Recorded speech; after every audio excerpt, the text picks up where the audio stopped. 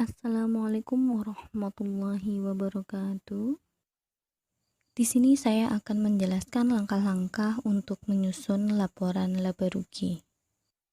Untuk menyusun laporan laba rugi, di sini ada beberapa hal yang harus kita perhatikan. Di antaranya, 1. Menghitung penjualan bersih. Untuk menghitung penjualan bersih, kalian dapat melihat akun-akun yang memiliki nomor akun berkepala 4, seperti sales, sales diskon, dan sales return. 2. Menghitung harga pokok penjualan bersih.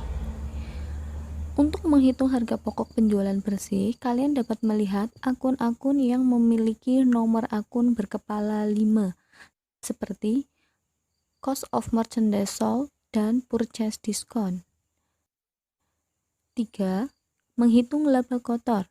Laba kotor diperoleh dari penjualan bersih dikurangi harga pokok penjualan bersih. 4.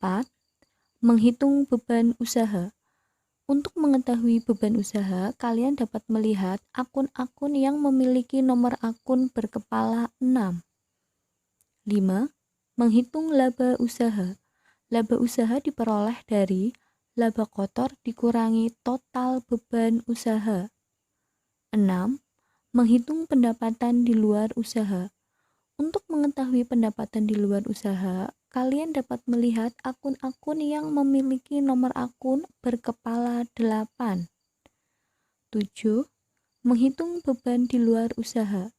Untuk mengetahui beban di luar usaha, kalian dapat melihat akun-akun yang memiliki nomor akun berkepala 9. Tetapi, selain akun yang menggunakan istilah tax atau pajak, karena untuk pajak nanti akan diperhitungkan sendiri di bawah. 8. Menghitung laba sebelum pajak. Laba sebelum pajak dihitung dari laba kotor dikurangi total pendapatan di luar usaha dikurangi beban di luar usaha.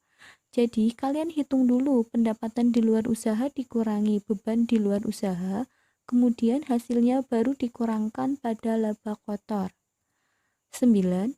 Menghitung beban pajak. Nah, ini beban pajak kalian melihat akun-akun yang memiliki nomor akun kepala 9 tetapi yang menggunakan istilah tax atau pajak. Semuanya kalian totalkan. 10. Laba bersih setelah pajak. Laba bersih setelah pajak diperoleh dari laba sebelum pajak dikurangi total beban pajak.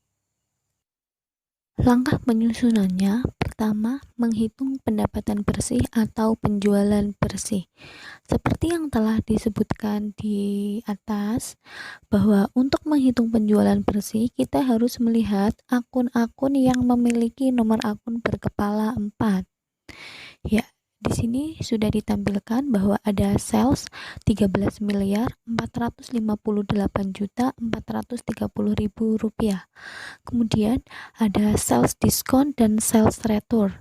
Sales diskon 190.368.360 rupiah, sales return 300.800.000 rupiah.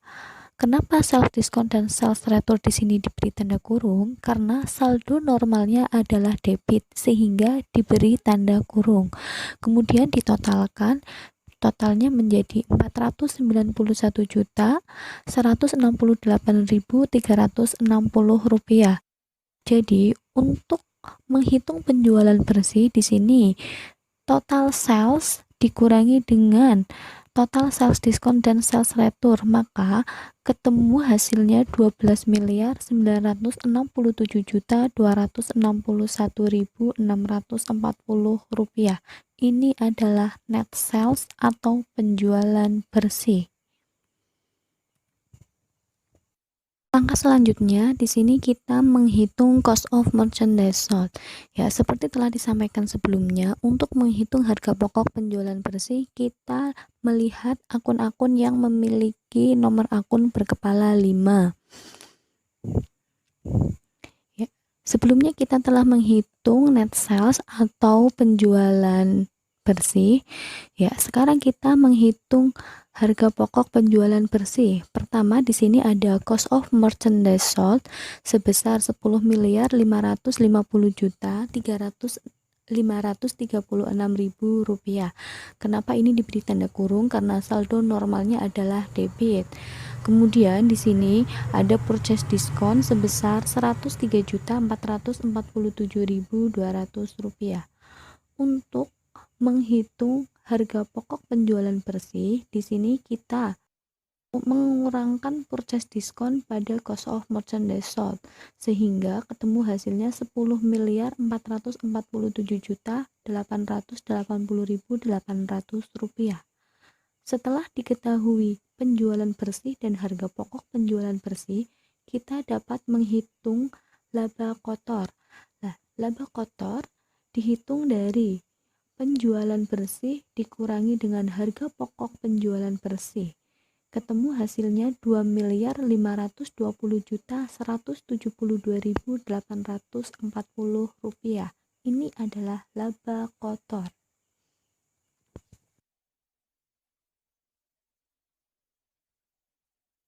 Selanjutnya, kita menghitung beban usaha. Untuk mengetahui beban usaha, kita melihat akun-akun yang memiliki nomor akun berkepala 6. Ya, di sini ditampilkan ada beberapa beban, semuanya ini itu memiliki nomor akun berkepala 6. Karena saldo normal beban adalah debit, sehingga di laporan laba rugi di sini diberi tanda kurung.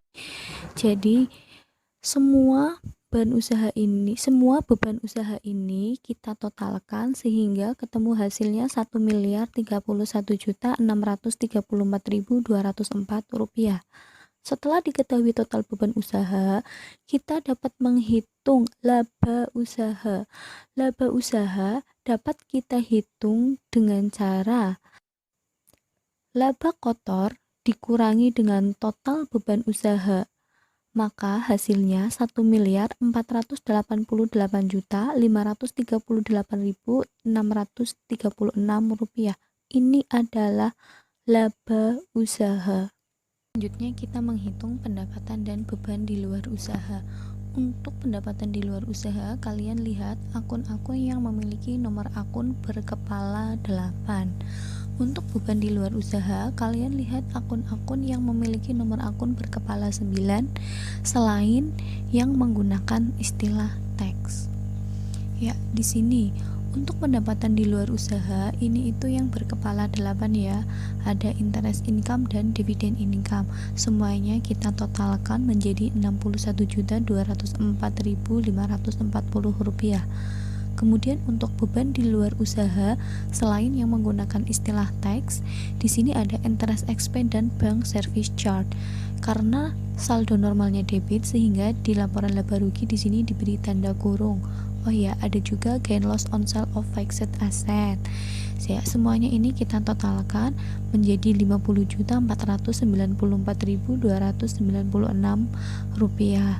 Nah, di sini total pendapatan di luar usaha kita kurangkan dengan total beban di luar usaha, maka ketemu hasilnya 10.710.244 rupiah.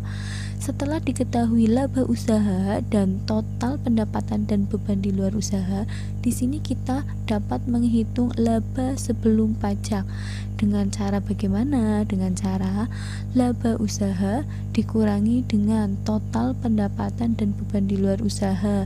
Ketemu hasilnya 1.499.248.880 rupiah. Ini adalah laba sebelum pajak.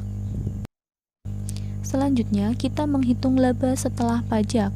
Untuk menghitung laba setelah pajak, kita harus mengetahui dulu berapa total beban pajaknya. Ya, di sini untuk beban pajak ada dua jenis, ada income tax expense artikel 4, ada juga income tax expense karena saldo normalnya debit sehingga diberi tanda kurung. Lah, beban-beban pajak ini kita totalkan menjadi 203.008.704 rupiah. Kemudian laba sebelum pajak dikurangi total beban pajak, maka ketemu hasilnya 1.296.240.176 rupiah. Ini adalah laba setelah pajak.